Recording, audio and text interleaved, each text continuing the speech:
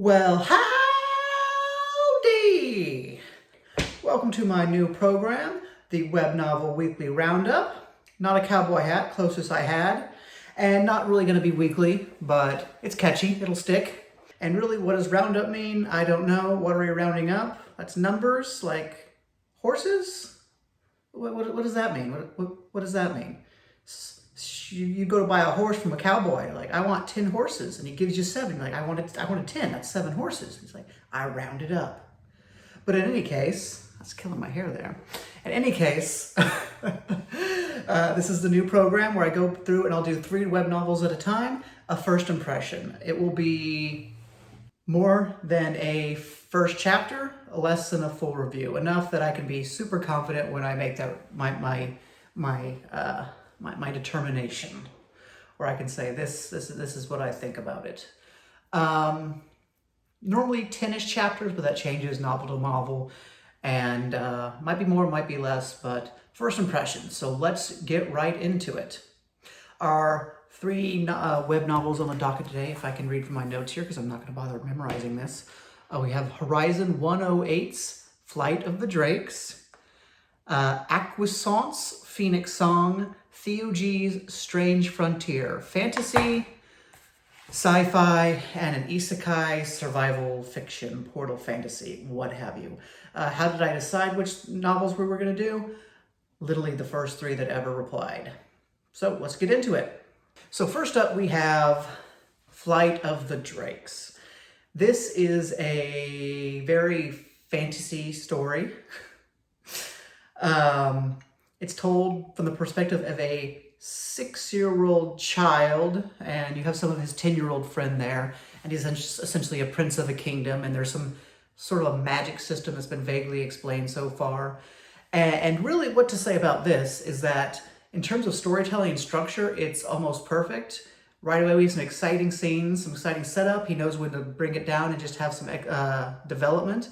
And then right when I'm getting bored, like right away, boom, plots happening, action's happening. Great.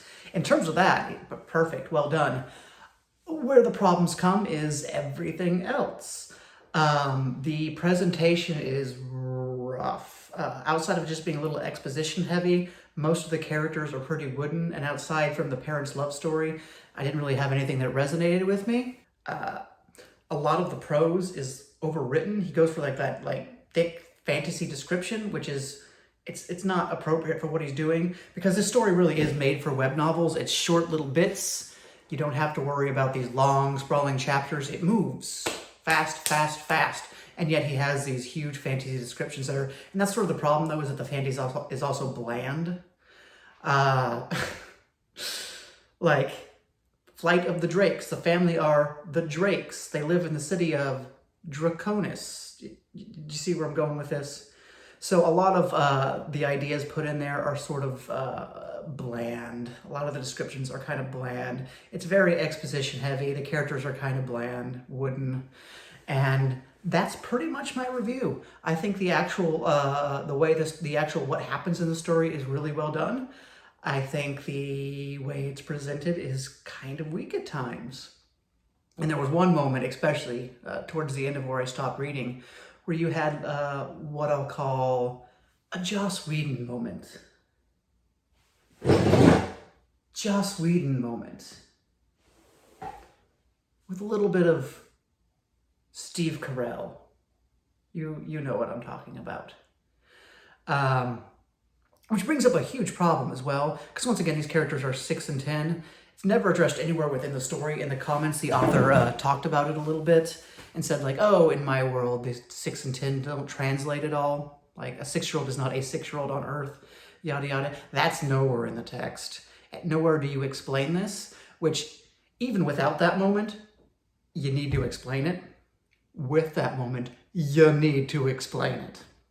So that's essentially my review. I'm going to give a quick number here. We're going to call this a 3.5 out of 5, which is well above average. I think what happens works really well, and then just everything, the way that's presented, just keeps bringing it down and down and down until we're in that 3.5 range.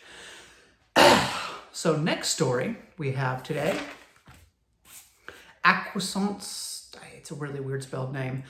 Phoenix Song, which is a sci-fi, not hard sci-fi, not hard sci-fi. It is going to be more of a space opera-ish. And right away, holy crap, it was good. The prologue starts, we get this great framing narrative for the entire story, and then right away we get into it. We have conflict set up, we have characters, we have sci-fi ideas, and this is well thought out. It was really good. The author even the initial conflict that we get, he does a little bait and switch where it's like, oh, that's not the conflict you think we're gonna get. So right away, before I even get into the critiques at all, I just want to go ahead and throw out, this is a 5 out of 5 for me, and I want to throw that up beforehand just so I can give context here why I'm not saying like, oh, this should be a novel.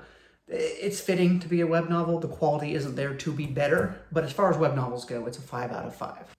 And in those critiques, essentially what we have here is a lack of nuance, a lack of, I don't want to say intelligence, but it's not smart. These aren't smart characters doing smart things. It's very much just kind of, it is what it is. If that makes sense. When you get a story like this, you want people to have like planned ahead of time. You want people to like understand the issue, and like what we get is like it's almost comical. Once you have that bait and switch, I was like, that's great. But then like everything after that, I'm thinking like, this character, did you not know this was going to happen? You have an evil space empire. It's just like, apparently it was out of mind. He, despite being neighbors with an evil space empire, he just hasn't thought about this ever happening before. And even the villain we get is like comical, where it's like, I get you want to make a bad guy, like, ooh, he's bad, evil space empire bad. But it's goofy. The way it's presented is just a little goofy, where it's like a little hint of nuance, like make this believable, make this conflict believable. And then also, almost contrary to what people were saying in the comments, I felt it moved too fast. People in the comments, you had people saying, oh no, the chapters were too long, I got lost. To the author, no, you were good. Not, stupid people read your book, whatever. No, the chapter lengths were fine. You used really good use of that space. And if anything, I think you probably could have included more stuff to establish things a little more. Because like I said, it moves. Like, it's like a little more character stuff before these things start happening. Before we're like swapping POVs and things are happening and people are doing stuff. Try not to be too spoiler heavy here. And so it was actually funny because the author, we got to a certain point where he started cutting like the chapters in half. It was very noticeable where he was looking at these comments and being like, all right, I'm just right down the middle. Now I only got 2 small chapters. Doesn't affect the story at all. Doesn't affect the pacing, but it was just funny seeing that where he had stupid people giving him advice and he was like, well, better do it. But no, it was good. It was good. It was not quite up to novel quality. It needed to be a bit more thought out for that, but in terms of a web novel, I was very happy with it. It had everything I wanted. So 5 out of 5. And then finally, Theo G's Strange Frontier. I went ahead and read the little synopsises ahead of time before selecting it, just in case it was something I wanted to use for something else. And somehow I missed the fact that this was Portal Fantasy Isekai.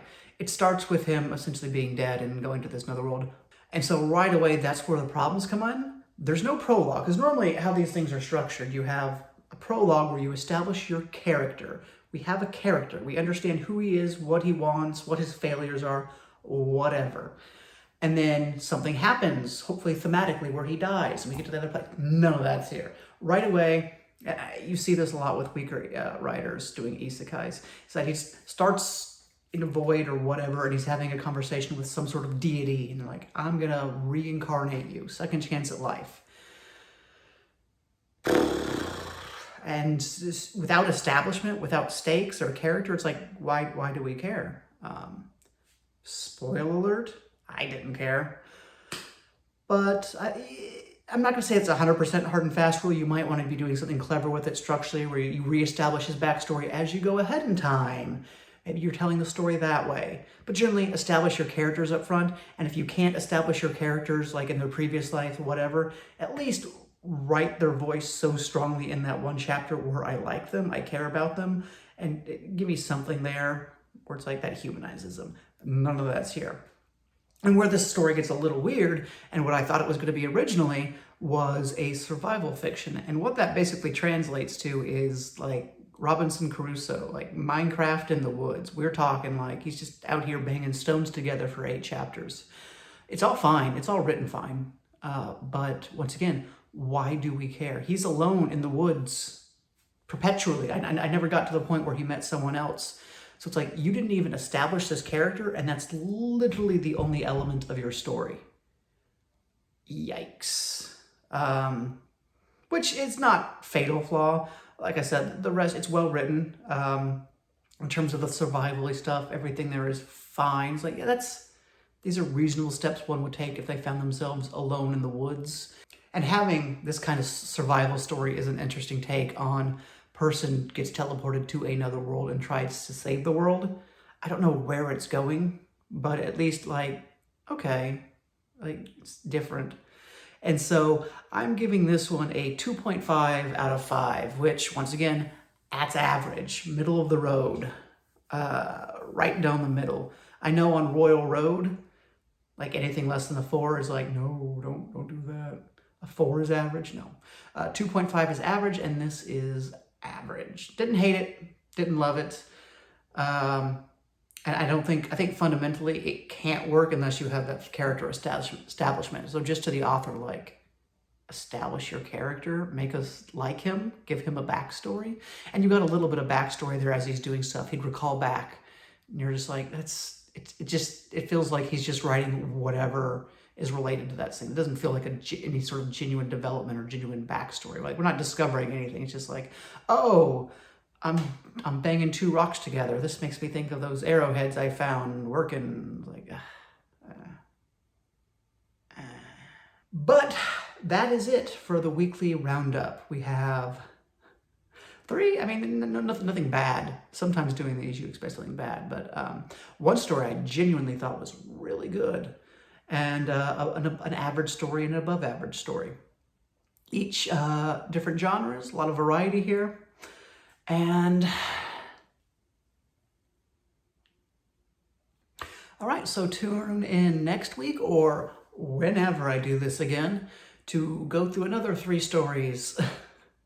And of course, all of these stories, these were all Royal Road specifically, not posted elsewhere. So you can go ahead and find down in the description links to their stories if you want to check that out. Tell me what you think. If you've written the stories, did I get anything wrong? How annoying is Joss Whedon? Really, really annoying. That's the correct answer. So, howdy.